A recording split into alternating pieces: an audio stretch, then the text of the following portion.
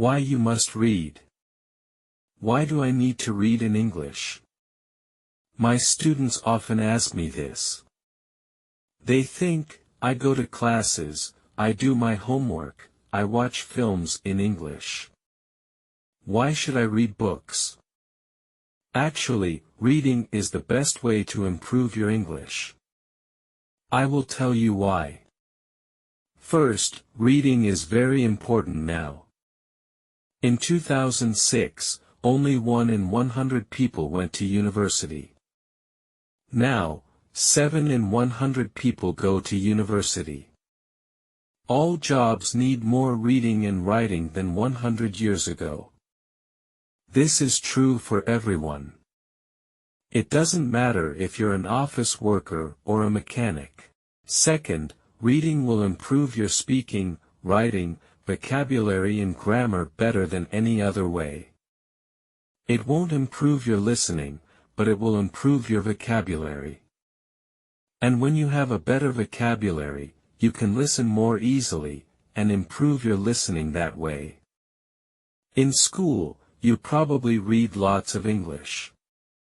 You probably read boring textbooks and stories with exercises at the end. But I'm not talking about that. I'm talking about reading for pleasure.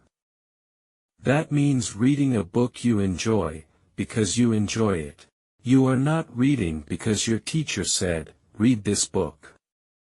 You are not reading because you think, I should read this book. You are reading because you want to. In 1965, they did an experiment in schools in America.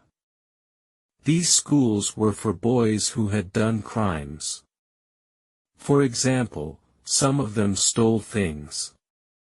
They gave some of the boys free books. They were fun books, like James Bond. They said, you can do what you want. You don't have to read the books. But the boys did read the books. They read a lot of books. Some boys read a book every 2 days. After 2 years, they gave the students a test. The students who got the books got better at reading and writing, and they liked school more. The students who did not get the books, did not get better at reading and writing.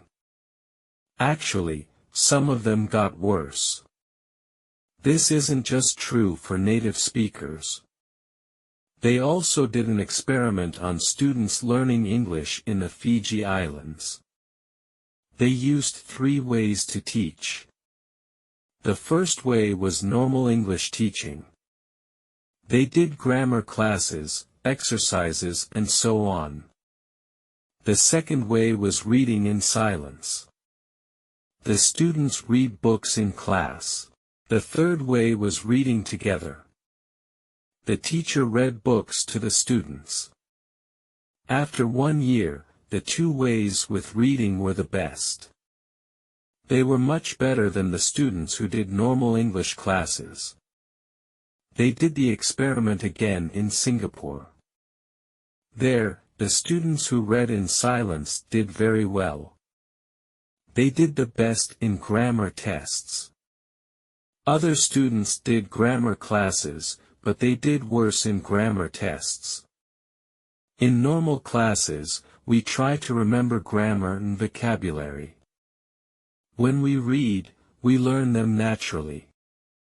In 2017, I decided to do an experiment. I had wanted to learn Spanish for a long time, but I didn't learn much in normal classes. I said, I will read 1,000,000 words in Spanish. Afterwards, I will see what my level is. 1,000,000 words is about 20 novels, so it was a lot of work. I started with very easy reading. Then I started reading translations of books that I knew in English. For example, I have read Harry Potter and Game of Thrones in English, so I read them in Spanish, too. Finally, I read new books in Spanish. I read Latin American authors, that means writers, such as Isabel Allende, Luis Jorge Borges and Manuel Puig. I loved them. I also listened to podcasts, but I always read the transcripts and added the words to my goal. After I finished reading 1,000,000 words, I wrote and talked to native speakers. I was at an intermediate level.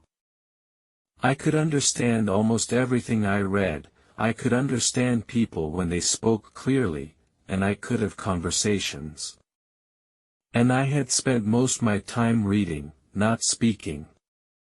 In 1 year I learned more than most students learn in 5 years. I didn't try to remember grammar and vocabulary. I learned them naturally. Maybe you're thinking, I don't believe this, or maybe you're thinking, wow. I'm going to read for hours every day. But I have to say something very important. You must read books that are easy. You must read books that are fun. If a book is too difficult or too boring, put it down and find another one. Stephen Krashen, an expert in language teaching, says, only read things in English that are fun and interesting. Read things that are really easy, that you wouldn't read in your native language because they are too easy. So you can read comics, magazines, detective stories, romance stories and so on. Don't feel bad about reading translations. If you read very easy books, when you see a word you don't know, you will understand the meaning easily. You won't have to use a dictionary. So what is easy? Experiments show that you should understand at least 98% of the words in a text. 98%. That's so high. I know. But let me show you an example. Here is a text where 10% of the words are not real words, so you should understand 90% of the words. Jerry flurried out of bed and opened the curtains. He bent to himself as he made breakfast. He made coffee and put butter on his poffer. Someone called his phone, and he picked it up. He was very surprised by who was twirling, so his Vinky fell on the floor. Is that easy to understand? Could you read a whole book of that? Here is the same text, but only 2% of the words are not real. So you should understand 98% of the words. Jerry jumped out of bed and opened the curtains. He sang to himself as he made breakfast. He made coffee and put butter on his toast. Someone called his phone, and he picked it up.